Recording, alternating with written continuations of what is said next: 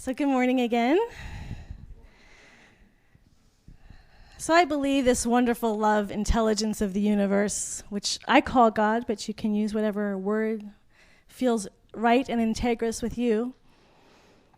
Everything has a purpose, everything has a reason, and I feel like I was born into my family was the greatest blessing that God could have given me. And having George as a brother, because he just happens to be extraordinarily brilliant. And his brilliance has done nothing but support me on my spiritual journey and demanded that I can't have easy answers. I can't make it an easy journey because he's going to question. And and that's the greatest gift he's given me. So last week, I referred to him because when we were children, he was in junior high and I was in elementary school. He was arguing with a boy across the street about why God does not exist. And I'd already had an experience of the divine, so I was pretty clear God did, but then he was making some pretty good arguments that was making me a little concerned. And I'm not going to go through all three of them. I'm going to just refer back to the one I talked about last week, which was he said that in the past, God was something that people used as a crutch, weak people used as a crutch. That when we really felt empowered and strong in who and what we were very capable of creating our kind of reality. And it's only when we felt like victims or we weren't enough that we had to lean on this other power. We needed something greater than ourselves. And so I had to think about that one. And I had to think about it especially in this teaching of New Thought. For those of you who are big New Thought people, we teach change your thinking, change your life. We teach empowerment. We teach that none of us here are victims. We're all here to take responsibility for our life. But one of the things I quickly became conscious of in our teaching is that you don't actually have to believe in the transcendent or God to start creating a new reality. Change your thinking doesn't require a God. Change your thinking just requires having new thoughts, new and expanded thoughts. So if you feel like you can't do something and you start changing your thoughts and your feelings and you get into a different emotional vibration, you can start having a different experience out in the world. So this is why he bothers me. Well, why do we need God? And we talked about this last week. There's people doing incredible things on this planet who are agnostic and atheists and of very high ethics. Atheists are noted for having very high ethics because they don't depend on anything else to create a world that works. If this world is going to work, it's up to me. It's up to me and to us. And so we have a sense of duty and ethic responsibility to one another to create a better world. So I can't even say it takes God to create a better world. So it's very difficult. So where we got to last week was that that's true. All of that is true. But what ultimately we find is that we can only go so far, that we are finite beings. Ultimately, there becomes a wall. And one of those walls is death, that when we die, there's nothing more until we start realizing there's this transcendent reality, that there's something beyond our physical self, that we're this infinite self. So we started talking about that last week and recognizing that many of our loved ones, all of our loved ones, are on the other side of the veil, are still just as much alive as they've ever been. They may not be in the gross physical body, but they're still very alive and present with us. So I brought my picture of my father and my grandmother and invited other people to bring in pictures of their loved ones who have made their transition. So I thank all of you. Our table already in 1 week is getting full. And that's to recognize that even in this room, there's so much more presence and life than we can see with the eyes. We want to see with the eyes behind the eyes, hear with the ear behind the ears, feel with the heart behind the heart. You all know that? That's what we're here to start doing. And it's not just our biological family and loved ones, it's our spiritual teachers, that they're all very much alive and very much present, and we start to experience the infinite nature of ourselves. We start to see that the world is beyond just what we can do humanly. Sri Aurobindo calls it that in many ways we're trying to become the superhuman being, but that there's something greater than that transcends that. So this week our talk is Luminous Emptiness. And to begin that process, I just want to go back to that point of weakness that George was saying, because in fact, there's truth to that. Because every one of us, no matter wherever we are on the scale of where we feel about our strengths and our weakness, in the world of humanity, everything is dualistic. We have weaknesses. Every one of us has places where we just are powerless, where we just can't control things, where we can't make things happen the way we want to make them happen. Every one of us comes in contact with that weakness. And isn't it interesting that Jesus said it was the meek who shall inherit the earth? It is the poor in spirit that will know the kingdom of heaven, the pure of heart that will know God. Because when we are in those weakest places is when we are the most vulnerable, when our heart starts to soften, when it's not just about me and what I can do and my body, mind, self, but that in fact, I have to open to something greater than my body, mind. They say that when our heart breaks open, it's through that crack that the light of God begins to shine through. So we want to break open that weakness. So that would be on the Western side, Jesus. Then we have Buddha. Buddhism very much talks about, they actually don't talk about God, they talk about the void. They talk about emptiness. And that's really not, if anyone's ever experienced emptiness, it's not really a fun feeling. So it was always something that I struggled with. I'm like, well, I really don't want to embrace emptiness. That was that really pulled me. I want fullness. So last week we were talking about finding the fullness of God everywhere, feeling the fullness of the infinite love intelligence of the universe in, through, and as every atom and cell of creation. And the emptiness was sort of the opposite, but the emptiness is similar to the weakness in our Christian teaching. The emptiness is where when we start to feel empty in life, we all have scales of how we identify. And for some reason, I'm someone who's experienced a lot of emptiness. It started when I was young. We watched the news every night. And unlike my far more intelligent family who would actually understand it and talk about it, I would just feel it. And for me, I was just feeling suffering and conflict over and over. Every night there was suffering and conflict. And my family likes history, and that seemed like suffering and conflict. I'm like, man, this world is suffering and conflict, and we can talk until our faces are blue, but what's going to be left? Suffering and conflict. And I remember sitting there thinking, we've had great beings of light on this earth, Jesus, Buddha, Mother Teresa, and we still have all this suffering. What the heck? And then in my own personal life, so we were supposed to want to go to a good school, get a good job, maybe make a little dent. Maybe I could do something like a Mother Teresa, make a little tiny dent in the world, but still the suffering and the conflict would continue, and I'm supposed to want to have children, and it just goes on and on. So I had my first existential crisis. Like, what's the point of it all? Where are we going? We've had all these incredible people on the planet already, and there's all this suffering. Why am I here? And so there became that emptiness. And then I had different types of emptiness, which is I've been more aware of the emptiness. So I thought school was big in our family, academics. So I thought, well, maybe I'll actually try this. So I remember working really hard one term, getting great grades. I'm like, yeah, no, I still don't feel any better. I don't feel full, and I don't feel rich from all the learning. And I couldn't figure out what would fill it up. So I would use my mind and create the reality that I wanted to create, and I would get exactly what I wanted. I'm like, yeah, no, that's not it.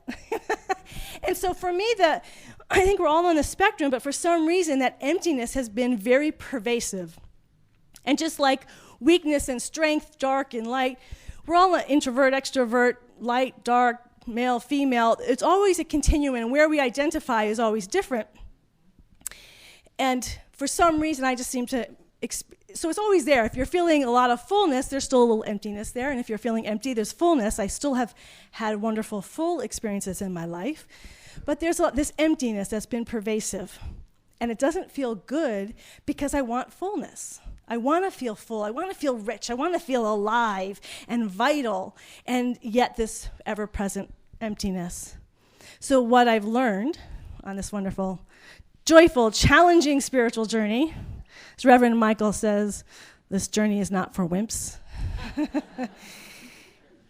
is to embrace the emptiness rather than fight the emptiness. The emptiness, when it doesn't feel good, is again, like the weakness, is because we are so identified with our small self, with Harriet, with my body, mind, how I want to feel. I want to feel purposeful. I want to feel meaningful. It all has to be about me and how I'm doing. But what happens if we just start letting go? if we just release and let go of trying to find meaning, if we let go of trying to find purpose, if we just let go of everything that we think is important, all our attachments, all our resistances, let go and let go and let go, what we start to find is we empty and empty even of our body-mind identity, and we become freer and freer. We become aware. It's in Zen Buddhism, it's that nothing special, and so everything becomes special, because everything in the moment as it's arising is exactly as it needs to be. The abundance of the universe is arising every single moment to moment, just as it is. And we can't feel that fullness if we have such a strong idea of this good is going to be what's going to make me feel good. See, that's what I was going for. If I just got this good, I would feel full. When I just let that idea go and just allow whatever arising to be exactly as it is, the fullness started to happen. And not only the fullness, the joy. We were doing our Zen class there. I see George Gale. We had so much fun. And one of the main tenets is nothing special. And we laughed a lot in that class because we were just letting stuff go, all those things. And we just, all right, it's just good, just as it is. And it's so hard for the Western mind to practice that because we're very driven and progressive oriented. What can happen is that still happens. It's not either or, but we let go. You know, we know in the Bhagavad Gita, it talks all about letting go of attachment and letting go of resistance. Arjuna, the main character in the Bhagavad Gita, is a warrior, though. And he doesn't want to fight anymore. He's tired. It's a war. It's a civil war. It's between family, and he doesn't want to fight. And God says, that's your role. You are a warrior. You have a job to do. Go out and do the fighting and do it to the best of your ability, but your job is to let go of all results. Let go of whether you're going to win or lose. Just give yourself completely over to what your role in life is, and everything else will take care of itself. That is so hard for us to do. We get so attached to how if I'm going to give everything, I want to see results. I want something in the end to make me happy. And what he's saying, no, is in the giving of it, you're going to find the happiness. In the process of giving everything we have to each and every moment that is arising moment to moment by giving the fullness of our being, we will start to discover who we are in ways that we can never before imagine. New things get to be revealed. So that's the first step to begin to let go into the emptiness, is letting go of our attachments, or in the Western terms, what we call good, or our resistances, that which we call bad. Because that tends to dominate our existence. And what that does is it makes everything either or. That's immediately we're in lack. Because if I want this and I don't want that, and I've just cut off half the universe, I've cut off all the universe that I think is bad, and I only want the good. But when we allow everything to arise in the moment, and it's supposed to be just as it is, and we start to sense that there's this love intelligence, there's a divine right order, everything that's happening in our life is purposeful. Everything in our life can be used for our greatest expansion and for our joy. So even as we're experiencing, perhaps we're talking about extravagant abundance, but even if we are experiencing lack, we don't have enough finances, if we start looking at that that's a gift from the infinite spirit, that's a gift, that it's wanting to call something forth from within me that I've never seen before. So rather than resist the fact, because what happens is when something comes up that we don't like, we resist it, we push it away rather than move towards it. If I believe that this is a gift, then I'm going to move towards it in expectancy that something beautiful is going to come from that.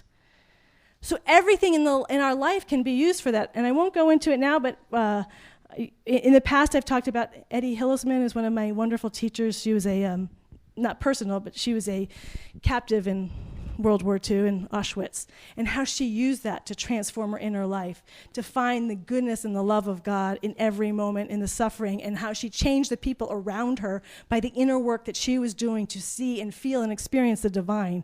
Doesn't mean she didn't suffer. It doesn't mean that there wasn't pain, but there was something greater. There's always, always something greater. The universal principle, one power, one presence. It is in, through, and as. That's the key, as. It's not God and. It's not God and that chair. It's God as that chair. It's not God and Harriet. It's God as Harriet. God as Verona. God as. In, through, and as all creation, all life, and yet beyond all life. It transcends and is imminent. It's heaven and it's earth now, not sometime in the future. It is always already enlightened. It doesn't become enlightened. It doesn't become awake. It's already awake. It's already absolutely clear. It already knows that it knows that it knows. And then that's the first principle. And the second principle is we are made in the image and likeness of God. That very life is who and what we are. We are nothing else but that divine presence.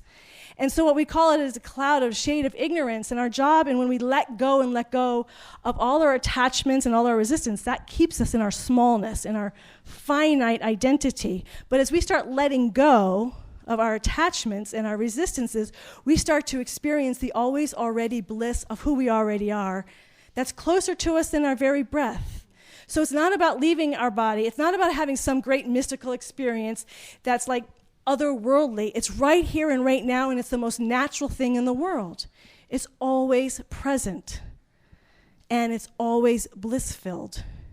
It always struck me as amazing when I would do Zen meditation. I would just start giggling afterwards and just be happy. And I'm like, what did I do? Why am I laughing all of a sudden? Why am I happy? And I couldn't put my finger on it. It was just, I let go. And all you do in Zen meditation, it just count your breath till 10. That's all you do. Over and over, 1 to 10. There's nothing exciting, but it's the letting go, and you become more and more spacious. Reverend Michael Beckwith practices Vipassana meditation, which is a Buddhist meditation, a witnessing meditation. Some of you already heard this. My first experience of really experiencing this spaciousness, I was interviewing him for ministerial school, and I went in to have a meeting. But I was also in staff there, and I had some challenges I wanted to address with him. It was very serious. But I thought I'd do the interview him first. And we're talking, and we're not even talking, we're just going through the interview questions. It's nothing deep, just logistics about running a church. And as I'm talking to him, body, mind, space, it's just going out and out and out. And suddenly we're in this vast spaciousness. And I'm like, it was just blissful. And I remember leaving and thinking, oh, I had a problem I wanted to talk with him about. And I remember looking down at the floor and seeing an ant. I'm like, it's just like a little ant. It's like this thing. And so you might have heard the phrase, it's a very common phrase, don't tell your big problem about your little God, tell your little problem about your big God.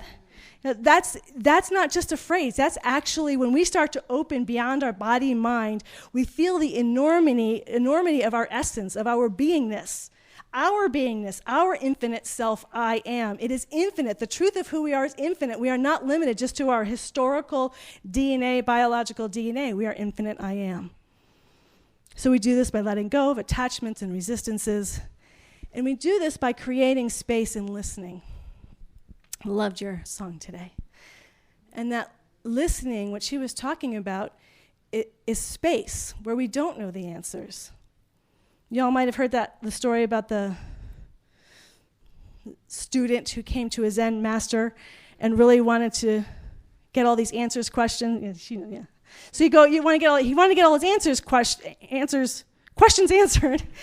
So he goes into the Zen master and he's telling him all the things that are bothering him and he's just going on. And the Zen master gives him a teacup and starts pouring him tea, and the tea overflows on the cup. And he stop. And the Zen master points out, that's what your mind is right now. It's so full, there's no room for anything new to come in. This is the point of why Zen, they call it Zen mind, beginner's mind. That in the beginner's mind, there's infinite possibilities. In the expert minds, there's few. If we already know the answer, if we already know how things are going to be, there's no room for anything new to come in. And we are not open to the infinite, we're open to our finite self. I was thinking about this today, and I was thinking about the non-ordinary state experiences that I've had. And what interested me was that almost all of them came when I was asking a question, when I was being curious about something, when I was just wondering, and I wasn't trying to answer. See, what happens is, as much as we say we're on the spiritual filled path, we want answers. And so if we ask a question, then we immediately try to find the answer. We read books, we talk to people, we try to get the answer. But that's not allowing the infinite to be shown as known to us. So when the most powerful thing in that listening and creating space is asking the question and then being still and listening. And I don't mean just for while you're sitting and meditating. I mean as a consistent practice. Throughout the day, just stay with the question. Just let it percolate inside. Why would this happen? I can't tell you how many times I get so frustrated. People have said to me, well, you can't really know that. We can't really know these things. And I think I've taken very seriously when Jesus said, knock and the door shall be answered. Ask and you will seek and you will find, ask and it will be answered. That if we as soon as we say we can't know, we've just put a huge block. But I think anything is available to us. We are made in the image and likeness of God, who always already is fully enlightened and knows all. I remember I had a professor in ministerial school. He was a physicist, Dr. Dean Brown, and he was talking about this great experience he had and of experiencing all the future and all the past and the present. And I said to him, I've never had that experience. And he said, you haven't? We'll make a demand on the universe. It's your right to have it. And that's about anything. We have the right to know. We have the right to see things that we normally cannot see. We have the right to know things that we think might be impossible to ever know. Get that word impossible out of there. Allow the possibilities to happen. And I just have to say also a side note, for some of you already know this, one of my pet peeves that we do to each other, another one of my favorite Reverend Michael Beckwith phrases is spiritual malpractice. We commit spiritual malpractice all the time when we hold someone and say, what's your astrological sign? What's your horoscope? What's your Myers-Briggs? What's your Enneagram number? Not that there's anything wrong with that, but why do we ask that question? We just want to constrict them and have them a solid, this is who you are, I got you. I hate it when people ask me that question. You all know that. I hate it because our job as spiritual beings is to see the infinite. And immediately we put someone by who they were in the past, and we're not allowing any room for growth. We're not allowing, I would say the way I've limited myself the most is when I identify myself as an introvert. I pretty much let go of most labels, but that's what I still sort of hold on to. And I notice it limits me. Because yes, I have an introverted way of being, but that's not my identity. I can't even finish the book on introverts because I start to feel so constricted when I read it. I'm like, okay, yes, that's part of me, but that's not the fullness. But that's true for all of us. We can get a tendency, a propensity for how someone is through personality tests, astrological signs, Enneagram numbers, but that is not the fullness of somebody. And if someone's on a spiritual journey, it is our job as in a spiritual community especially to see that infinite possibilities are allowed to flow through them that have never come before, that have no past precedent, that are not based on past habit patterns. We have to allow something completely new to be birthed. That's extravagant abundance. That's allowing in that luminous emptiness to allow new life to be birthed forth. It's also where creativity happens. New life, volition, vitality, all of that starts to be birthed when we allow that spaciousness, that empty teacup, to be who we are on a daily basis. Let every moment be made brand new. We always say, for those of you here, we say, best service ever, best class ever, because in that moment, it is exactly what it needs to be, which is the best, because Spirit's on the field. It's not comparing it to anything else. In every moment is the best in of itself. It opens the heart. It opens the body. We stop all that judging mind. It should be this. It shouldn't be that. We just open it out and celebrate and say, thank you, God. Thank you, divine, infinite love, intelligence of the universe, for being exactly what you're supposed to be in this moment, and I embrace all of it. That is the luminous emptiness, to allow ourselves to be completely empty so that we can allow the fullness and the extravagance to show up moment by moment. Yeah, baby.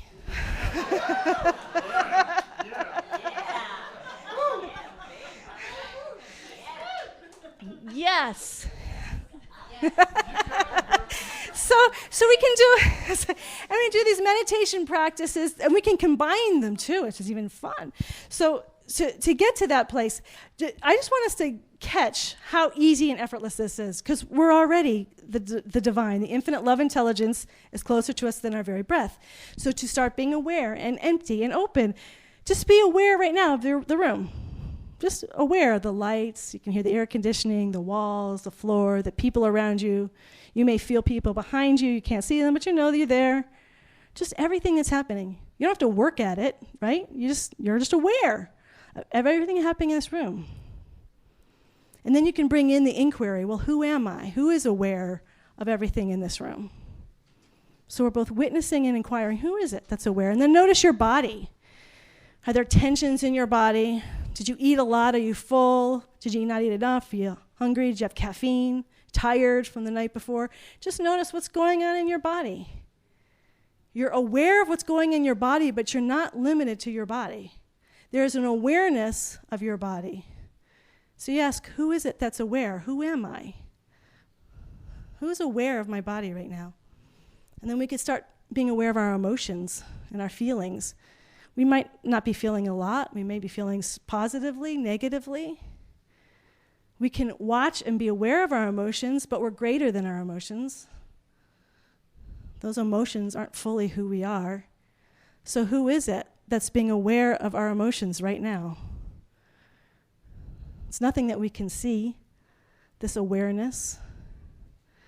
And we can be aware of our thoughts right now. We have lots of thoughts. We may have lots of thoughts. Maybe we're just totally blank, I don't know. But we have lots of thoughts. Thoughts that we think are good, bad. What am I going to do after the service is over? What do I think about this? Planning. But you're not your thoughts. You're having thoughts. There's something in you having thoughts right now. But you're more than that. That awareness is more than that. And that's this ever-present reality. The more we start realizing this ever-present reality, we start to feel the emptiness.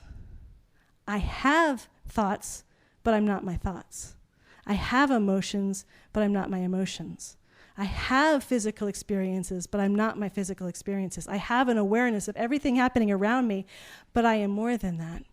And the more we start opening up to that, we can actually start to realize we're all of it. That not only we start moving out of that body-mind identity as we let go, we start to feel all life arising as us. We start to feel that the locality, the vortex of our locality, of our body-mind awareness isn't limited any longer to our body, because we know we're not our body, our thoughts, and our minds, and we can start feeling ourselves arising as all life. That's the one taste, where we feel ourselves as nature. We feel ourselves as the bubbling brook and the trees and the sky, and we feel it all happening inside of us at that moment, in the ever-present moment, and we are absolutely free from all of it. We are all of it, and we are beyond all of it. We are the transcendent and the immanent. We are heaven and we are earth. This is who we are. This is the extravagant abundance of living. This is the luminous emptiness in which we are moving and having our being every moment of every day. Let us pray.